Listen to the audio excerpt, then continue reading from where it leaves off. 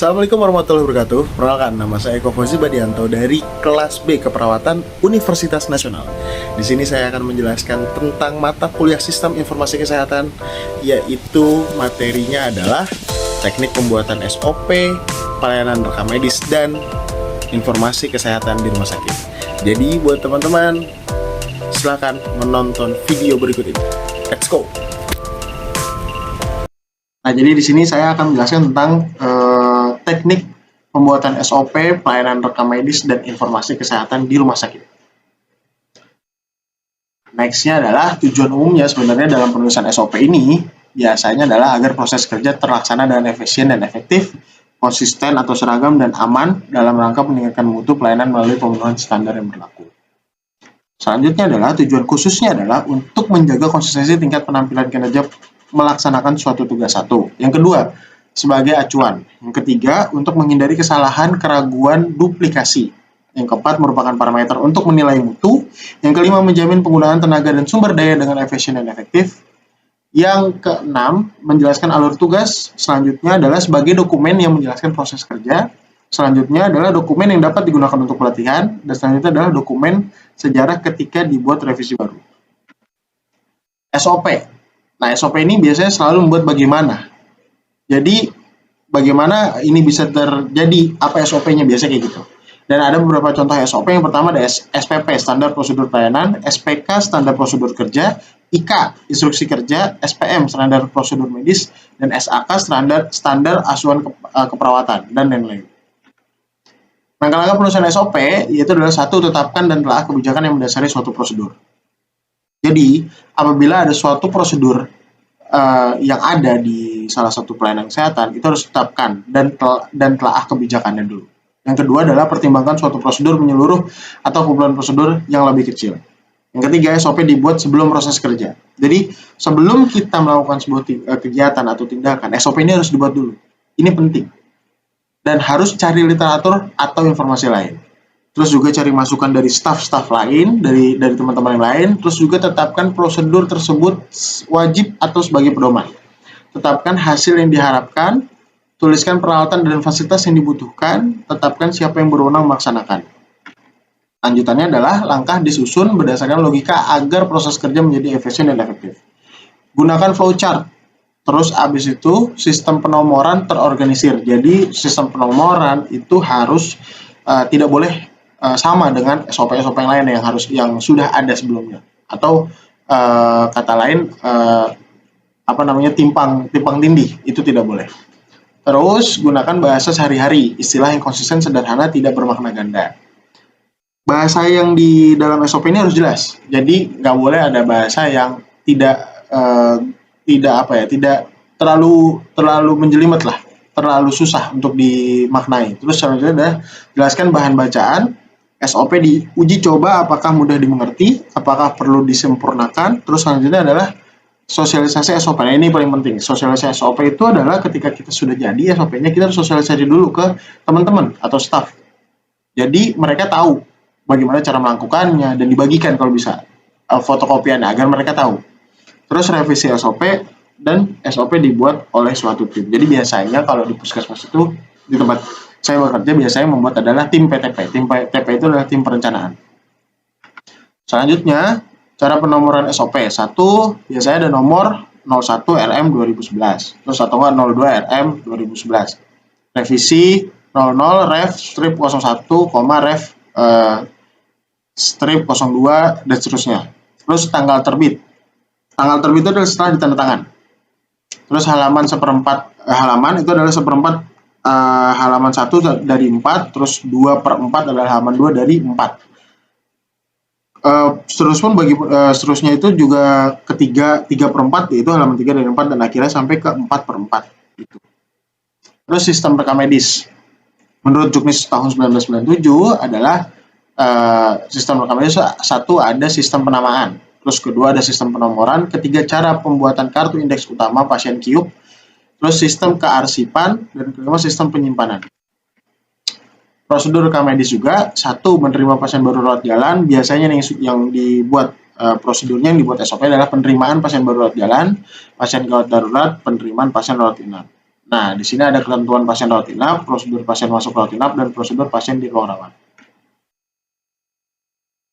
Oke, prosedur. Apa sih? Dari tadi kita ngomong banyak prosedur. Apa sih prosedur? Jadi pernyataan yang spesifik yang digambarkan dengan bagaimana melakukan sesuatu sampai dengan selesai suatu kegiatan atau aktivitas. Kebijakan penyusunan prosedur. 1. Tujuan prosesnya adalah sebagai acuan pelaksanaan untuk melakukan kegiatan agar terwujud kesamaan persepsi antar pelaksana. 2. Ruang lingkup. Seluruh unit kerja DRS. 3. Tanggung jawab pimpinan suatu unit kerja. Dan keempat, kebijakan operasional. Ini adalah flow, gambaran dari pasien di admisi, dari pasien di tempat pendaftaran. Jadi dari mulai pasien mulai, terus habis itu ke seluruh bagian-bagiannya sampai di akhir di rekam medisnya itu terisi lengkap. Langkah penyusunan prosedur yang pertama adalah identifikasi kebutuhan. Kebutuhannya apa dulu nih, prosedur untuk apa, kegiatannya apa, tindakannya apa. Terus yang kedua disusun bersama oleh pelaksana dan penanggung jawab proses. Terus mencatat proses. Yang keempat identifikasi proses. Kenali dengan jelas siapa melakukan apa, di mana, kapan, bagaimana caranya, mengapa dilakukan. Bahasa dapat dipahami pemakai. Jadi kurang lebihnya begitu dalam penyusunan langkah prosedur. Biasanya memang ini kalau di rumah sakit biasanya dibuat oleh Karu, terus beserta dengan seluruh tim dan perawat pelaksana yang lainnya. Biasanya seperti itu dulu. Terus adalah penyusunan SOP, dimulai dengan membuat flowchart dari kegiatan yang dijalankan, dengan membuat diagram kotak, yang kemudian dikembangkan sehingga terjadi diagram yang lengkap, kemudian diberikan simbol flowchart, ANSI menurut ANSI, American National Standard Institute. Jadi ini simbol flowchartnya. Yang pertama, yang ini emang sudah sesuai ketentuannya ya. Ini adalah lingkaran ini mulai, terus kotak dengan garis setengah itu kegiatan, kotak berbentuk segitiga itu keputusan, jajar keranjang data, lebih loncong lagi adalah selesai, terus lambang ini adalah lanjut. Terus ada kartu, ini kartu, dokumen berkas dan penyimpanan. SOP UKRM adalah pendaftaran pasien rawat jalan. 1. Pasien rawat baru dan lama. Terus biasanya yang ada nih SOP adalah SOP pendaftaran pasien rawat inap juga. Terus pendaftaran pasien perjanjian, pembatalan pendaftaran pasien, penulisan nama pasien, pencatatan rekam medis, pengisian rekam medis. Lanjutannya, pengambilan rekam medis, pendistribusian rekam medis, penyimpanan rekam medis, peminjaman rekam medis, penataan rekam medis rawat jalan, penataan rekam medis rawat inap. Lanjutannya juga pembuatan kode klasifikasi penyakit rawat jalan, pembuatan kode klasifikasi tindakan rawat jalan dan renap, pembuatan kode klasifikasi penyakit dan tindakan rawat inap, pembuatan indeks penyakit, pembuatan indeks tindakan atau prosedur, analisa kuantitatif rekam medis, analisa kualitatif rekam medis. Pengendalian rekam medis, peminjaman rekam medis, pelaksanaan retensi rekam medis, pemusnahan rekam medis, pengambilan atau pengumpulan data sensus harian, pembuatan laporan internal rumah sakit, pembuatan laporan eksternal, pembuatan resum klaim asuransi. Sistem penamaan menurut Juknis 1997, yang pertama adalah prinsip. Terus kedua nama lengkap minimal 2 suku kata. Biasanya kalau pelayanan di puskesmas biasanya ada masih nama kayak contoh Suharti gitu dong biasanya, atau Suyanto. Nah itu harus biasanya ada Suyanto bin siapa atau ini bin siapa, itu biasanya kita menamainya dengan seperti itu. Dan diharapkan itu adalah sistem penamaan ini harus ditulis huruf cetak, huruf besar. Terus pasien perempuan nyonya atau nona, kalau laki-laki tuan biasanya TN. Titel. Nah ini titel ini kadang juga penting untuk pembedaan dari segi siapa pasiennya. Nah terus tuan, saudara, bapak tidak dicantumkan. Tapi kalau untuk di puskesmas sendiri biasanya tuan dicantumkan biasanya untuk mengetahui gitu. Terus contoh penulisan nama, Aji Notonegoro menjadi Notonegoro, Aji. Biasanya begini juga, Riko Van Basten menjadi Van Basten Riko. Muhammad bin Qaddafi, ini beberapa contoh yang bisa dipakai teman-teman dalam penulisan nama ya. Kalau sekarang masih belum menjadi seperti ini, alangkah lebih baik dibuat seperti ini karena ini lebih bisa membedakan. Tapi biasanya di gelang-gelang pasien di rumah sakit ini sudah ada. Tapi biasanya sih yang masih saya lihat adalah ini masih ada TN di depan. Di registrasi pendaftaran biasanya ini adalah tulisan yang harus ada di form. Contoh kayak nama keluarga atau nama sendiri. Biasanya wali atau diwalikan ya. Terus alasan berobatnya apa, tanggal pendaftaran kapan, tanggal keluar kapan, terus kondisi keadaan keluar bagaimana. Sekarang keterangan lain adalah nama dokter, jenis kelamin, tanggal lahir, umur, dan ruang rawat dan lain-lain. Menulis prosedur, satu buat langkah-langkah seminimal mungkin yang dibutuhkan untuk menulis prosedur. Putuskan langkah yang tepat, tinjau ulang langkah tersebut dengan rencana prosedur, uji prosedur sebelum digunakan dan coba lihat apakah menimbulkan masalah dan tinjau ulang dan evaluasi prosedur setelah digunakan beberapa minggu. Jadi pentingnya ketika kita membuat prosedur adalah harus evaluasi. Jadi ketika kita sudah evaluasi, kita akan menemukan titik celah prosedur ini kurangnya di mana, salahnya di mana. Jadi ketika kita sehingga kita bisa merevisi dan akhirnya mendapatkan hasil yang baik untuk si prosedur tersebut dalam melakukan semua tindakan. Kedua adalah yang selanjutnya adalah flowchart pendaftaran pasien baru rawat jalan. Jadi dimulai dari petugas awal nih, biasanya petugas admin biasanya. Terus isi form dan lain-lain. Setelah isi form baru diberikan petugas, dicek sama petugas, diinput menggunakan komputer.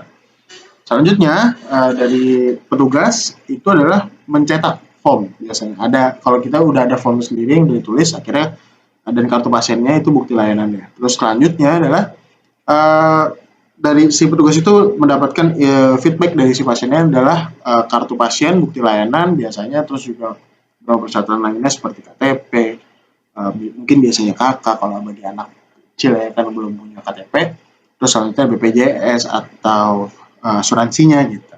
Terus habis itu baru ke petugas admin depan itu biasa ngasih ke RM yang mendistribusikan ke poli misalnya poli umum, poli anak, baru ke pasien menuju ke polinya tersebut baru selesai gitu.